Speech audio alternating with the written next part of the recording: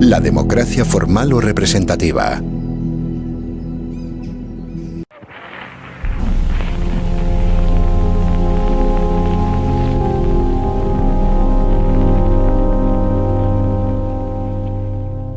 La historia y los grandes pensadores de la política han demostrado ya suficientemente cómo este término tan manido, tan presente en las conversaciones sobre las circunstancias políticas, únicamente puede considerarse y estudiarse de dos maneras: mediante su observación social y material, o bien según una aproximación exclusivamente política y formal. Es decir, o bien se toma la democracia como una idealización indefinida que sirve para la consecución de ambiciones materiales, o bien se realiza una observación estrictamente científica y desapasionada a través de sus reglas constitutivas. Dicho de otro modo, o son únicamente reglas que sirven para desarrollar la lucha por el poder, o no se puede comprender jamás lo que es la democracia. La democracia formal es algo realizable, que es posible alcanzar, mientras que la democracia material es una utopía inalcanzable, que nadie sabe explicar o decir lo que es. Esto último es lo que constituye lo que el filósofo español Gustavo Bueno llamó fundamentalismo democrático, la utopía de la palabra democracia entendida a través de la igualdad material y de condiciones.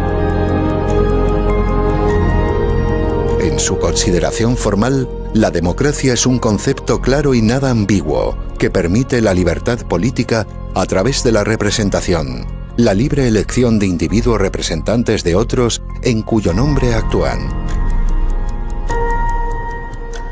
Esta libertad política queda asegurada además mediante la radical separación, en su origen, de los poderes legislativo y ejecutivo, de forma que las ambiciones de unos estén permanentemente enfrentadas a las de los otros. De este modo, ese control mutuo enemistado de forma irreconciliable hace que se puedan preservar la virtud de la esfera pública. Que las oportunidades políticas sean iguales para cualquier opción planteada por quienes integran una sociedad. Por eso no es concebible la prohibición de unas ideas o de unos partidos políticos, cualesquiera que sean, cuando hay democracia. Por la sencilla razón de que, cuando la hay, las acciones políticas y la responsabilidad recaen exclusivamente en cada individuo. Se pueden juzgar hechos jurídicos, pero no las ideas o los ideales de los individuos. Cuando hay democracia, las oportunidades para todas las ideas son las mismas, idénticas, porque hay libertad política de todos.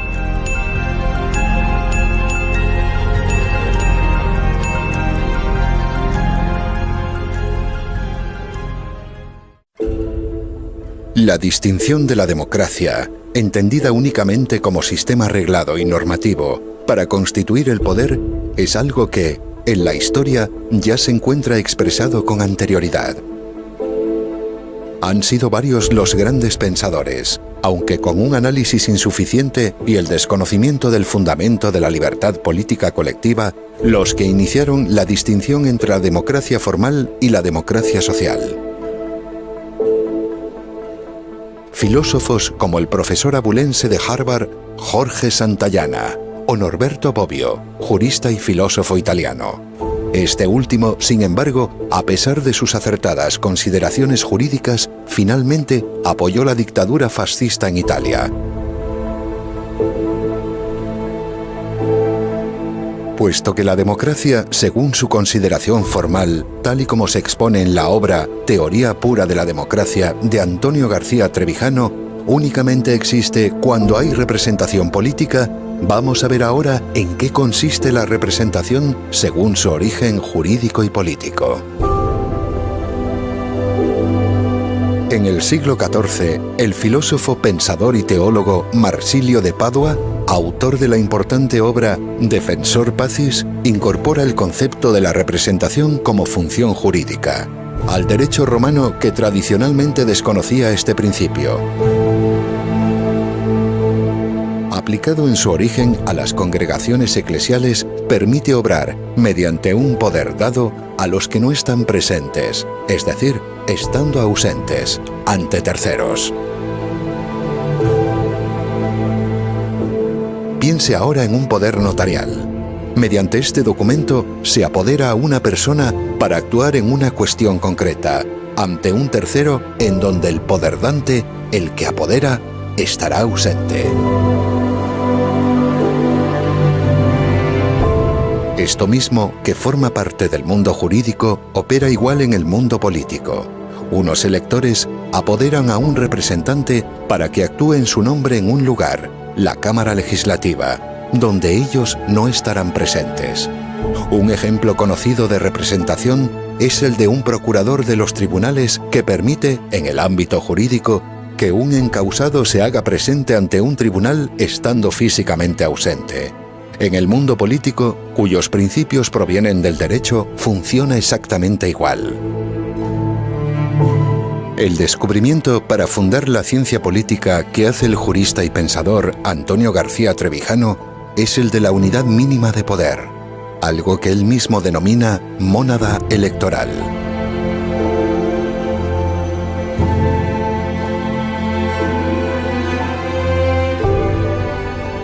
Se traduce en la práctica como el pequeño distrito donde sus habitantes eligen a su representante de entre sus convecinos. Esta relación contractual entre el representante elegido y las personas representadas de ese distrito la mantiene la fuerza, coactiva e imperactiva, de la mayoría absoluta que lo elige.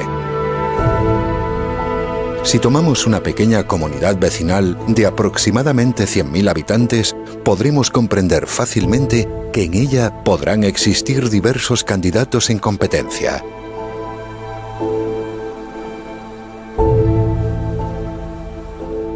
Cada uno de esos candidatos precisará únicamente de un aval de 1000 firmas para poder presentarse y ser elegible.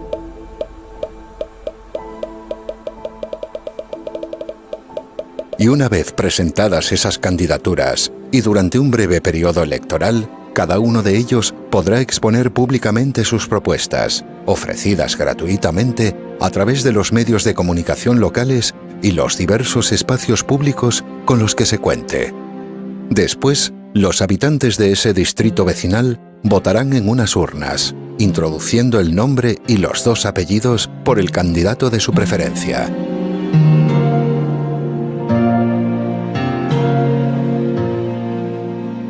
Si en una primera votación ninguno de ellos alcanzase la mayoría absoluta, se realizará una segunda vuelta entre los 2 más votados, para que, finalmente, uno de ellos sea el elegido para representar a todo el distrito en la Cámara Nacional.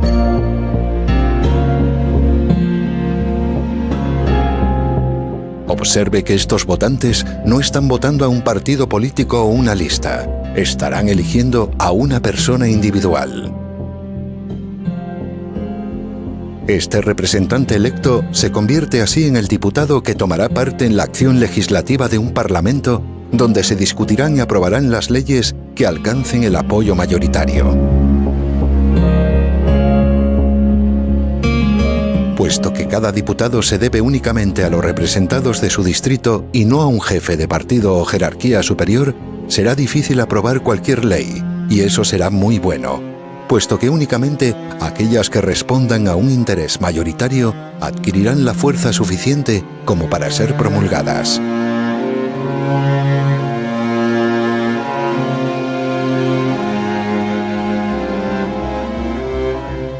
Es importante saber que la política, si se considera científicamente, es únicamente la observación de la lucha por el poder, es decir, una relación no económica, sino exclusivamente de la fuerza. Y es esa fuerza la que mantiene a cada uno de los distintos representantes. Cada distrito financia y mantiene a su representante y su oficina para evitar que sirva u obedezca a intereses ajenos a los de quienes le pagan y mantienen. De este modo, cada uno de los diputados dispondrá de un despacho en su distrito, donde semanalmente atenderá las peticiones, quejas o demandas que cualquier vecino quiera exponerle.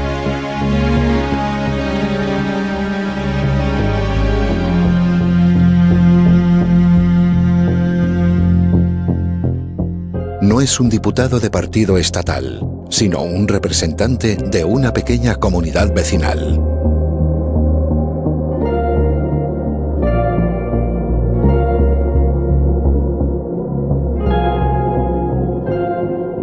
Para que, además de la representación política que hoy no existe en España y que acabamos de explicar, haya también un control del poder para evitar que se pueda convertir en algo tiránico y arbitrario en contra de la propia sociedad gobernada, debe existir además una radical separación en su origen entre los poderes.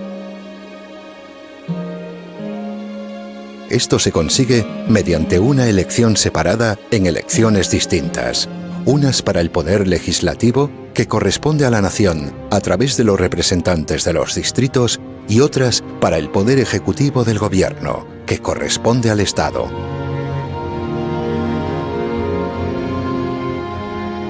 Finalmente, para que haya, además de separación de poderes, independencia judicial, otras en las que únicamente participa el mundo jurídico servirán para elegir el gobierno de los jueces. Para elegir al presidente del gobierno, que será quien tenga bajo su mando a todas las fuerzas armadas y de orden público, así como todo el aparato de la administración del Estado, se procede exactamente del mismo modo que para elegir a cualquier diputado, con la única diferencia de que se hará en un distrito nacional único y en el que, por mayoría absoluta y a doble vuelta si fuese necesario, será determinado.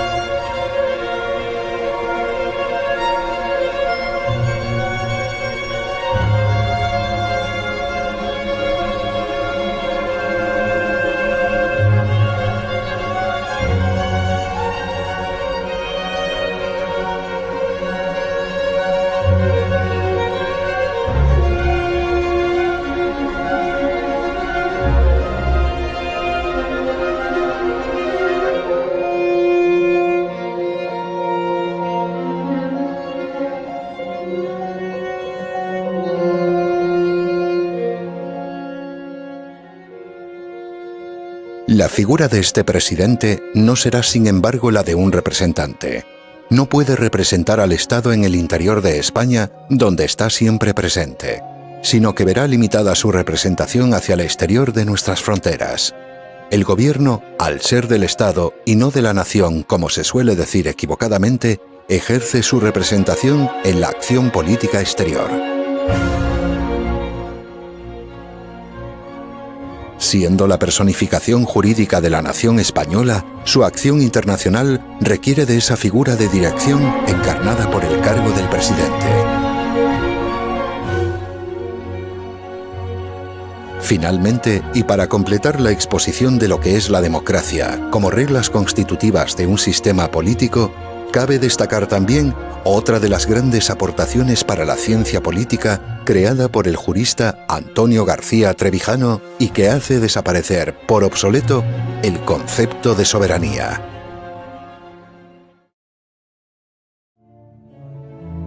Si tras la desaparición de la figura del monarca absoluto en la historia ya ha sido imposible de comprender la idea de la soberanía, es en la publicación de la obra Teoría pura de la República donde definitivamente se destierra toda confusión a través de su eliminación.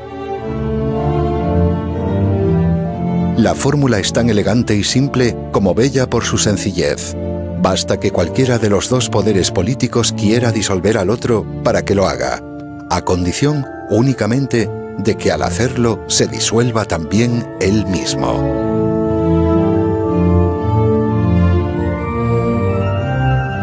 Veámoslo con un ejemplo fácil. Supongamos a un presidente del gobierno que ve imposible su acción por tener una amplia mayoría de la Asamblea Legislativa en contra. Pues según el principio expuesto antes, bastará con que quiera disolver las Cortes para que lo haga inmediatamente, a condición de que al hacerlo, él mismo dimita y así se convoquen nuevas elecciones legislativas y también ejecutivas que diriman el conflicto.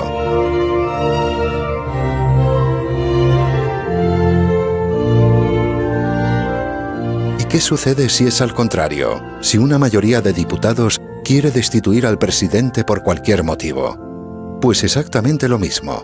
Podrán hacerlo en cualquier momento, siempre que después sean convocadas nuevas elecciones legislativas y presidenciales.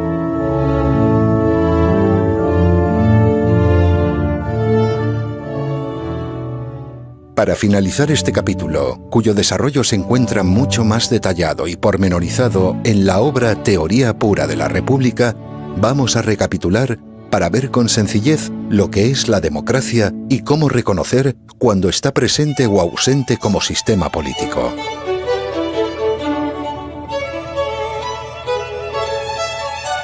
Debe existir representación del elector, es decir, la elección libre, uninominal y directa de cada uno de los representantes en pequeños distritos, cuyo mandato es imperativo y irrevocable por los propios electores.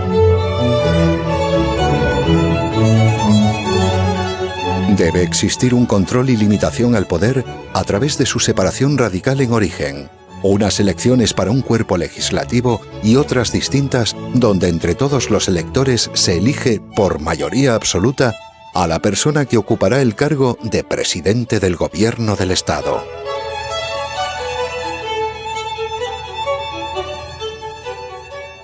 Debe haber también independencia judicial para que esa facultad de juzgar, propia de los jueces y los magistrados, se vea libre de injerencias de los dos poderes políticos. Esto es posible mediante la eliminación del Ministerio de Justicia con un órgano de gobierno independiente en su presupuesto y contando con una policía judicial propia y subordinada únicamente a ese cuerpo jurisdiccional. El presidente de ese órgano de la justicia, con unidad jurisdiccional, es elegido por todos los que lo integran, es decir, abogados, procuradores, jueces, magistrados, secretarios judiciales, catedráticos de derecho, etc.